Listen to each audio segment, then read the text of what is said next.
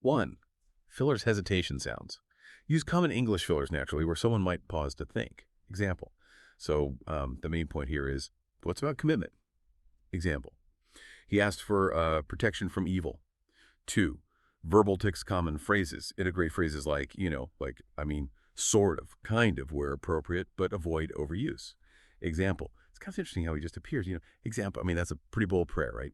3. Restarts and self-corrections. Show speakers changing their minds or rephrasing slightly. Example. This chapter mainly lists the genealogies. Example. We should probably focus on, let's look at verse 9 first. 4. Interruptions and overlaps. Have one speaker begin slightly before the other finishes, especially for agreement or quick additions. Ensure the flow remains logical. Example. Host speaker. And it really makes you stop and think. Expert speaker. Right, because it's such a contrast to everything else around it. 5. Back channeling. Include brief affirmations or acknowledgments from the listener. Example. Expert speaker. He asked specifically for God's hand to be with him. Host speaker. Expert speaker. And that implies a desire for active guidance. Host speaker. Yeah, makes sense. 6. Sentence fragments. Short utterances. Break longer thoughts into shorter, more conversational chunks. Example. His name meant sorrow, but he became honorable through prayer. Example. Bold requests. God answered. Powerful stuff. 7. Contractions and colloquialisms. Use standard contractions. That's, don't, isn't, and occasional informal language appropriate for the context. Example. It's easy to get bogged down in all the names. Example. What's the big takeaway here? 8. Tag questions. Use questions at the end of statements to invite agreement or confirmation.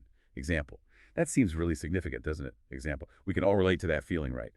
9. Echoing repeating. Briefly repeat a word or phrase from the previous speaker for emphasis or connection.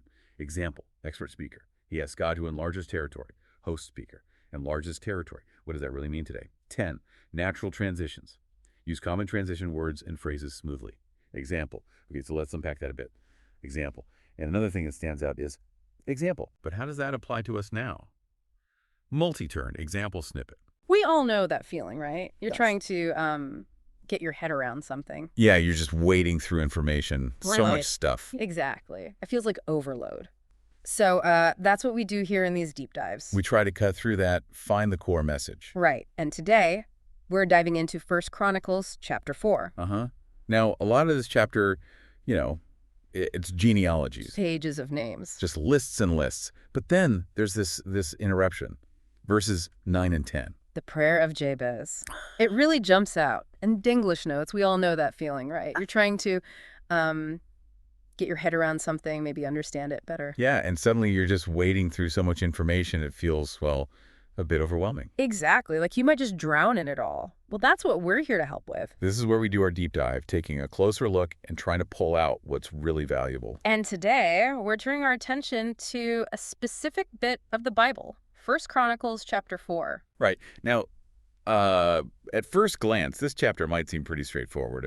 Most of it is genealogical records. Just listing families, clans. Exactly. Tracing the tribes of Judah and Simeon, who their descendants were, where they lived. So-and-so was the father of so-and-so. Lots of that. Right. Kind of scanning through, seeing name after name. But then smack in the middle of all that lineage, you hit verses 9 and 10. And it's really different. Unexpected, even. It is. It's this short narrative, a prayer, about a man named Jabez.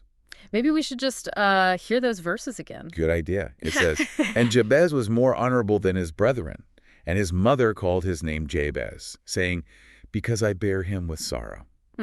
Sorrow. Yeah.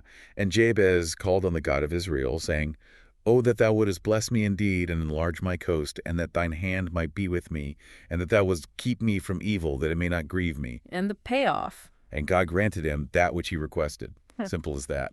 Wow. Just those 2 verses, nestled among all those lists, it really makes you pause. It does. So our mission today really is to dig into this. What's the core wisdom here? And more importantly, how can understanding this passage actually strengthen our faith, our connection with God in our lives right now? Precisely. And that contrast you mentioned is key. Yeah. The sheer volume of names around it really makes Jabez stand out. Like a spotlight suddenly hits him. Exactly. It highlights the significance. And when you look closely, some really fundamental ideas start to emerge. Okay, like what? What are the main takeaways we should be looking at? Well, first off, I think it shows that our faith, our personal connection with God, can elevate us in ways that have nothing to do with, say, worldly status or fame. How so? Jabez just appears briefly, right? Hmm. Almost a footnote in this huge family tree. Yeah. But he's specifically called out as more honorable than his brothers. And it connects that honor to his faith, seen in the prayer. Right.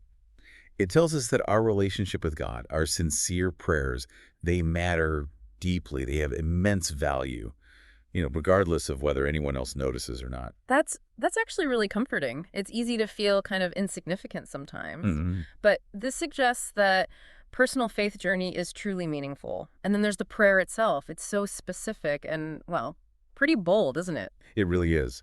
Bless me indeed. Enlarge my coast. Your hand be with me. Keep me from evil. He's not asking for small things here. No. He's asking for significant blessing, for expanded influence or opportunity that enlarged coast for God's direct presence and guidance, and crucially, for protection. And the text just states it plainly. God granted his request, Yeah. which implies, well, it strongly suggests God responds to these kinds of focused, God-centered prayers. It kind of encourages us to be bold, too. It does. But notice the humility, too. He's calling on the God of Israel. Oh, that thou wouldest bless me. Right. It's not demanding. No, there's no sense of entitlement. It's about trust, dependence. Right. He's acknowledging where the blessing comes from. And that humble reliance seems key. That dependence is valued. And it's interesting, like you said, that this moment of intense personal faith is set right within this generational record. Exactly.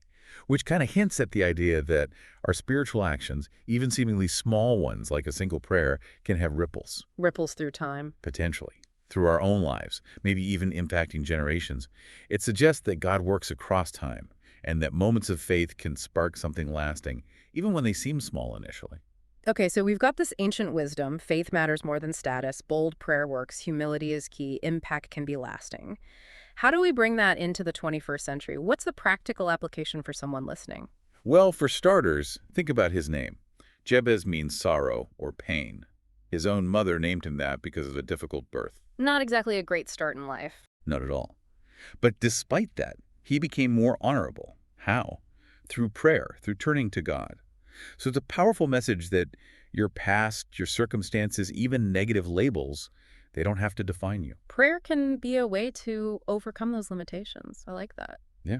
And then there are the specifics of his prayer, those 4 requests. Blessing, territory, God's presence, protection. Right. We can use that as a kind of model, not necessarily copying the exact words, but praying with that same kind of intention and focus. So instead of just, God, please help me, maybe be more specific, like, God, I need your wisdom in this project, or please protect my family, or show me where you want me to grow. Precisely that. Right. Being specific about needing blessing in certain areas, asking for opportunities to make a positive difference that's enlarging your coast today, actively seeking his guidance, his hand with you, and asking for protection from things that could harm you or lead you astray. It makes prayer feel more active, more targeted. It does.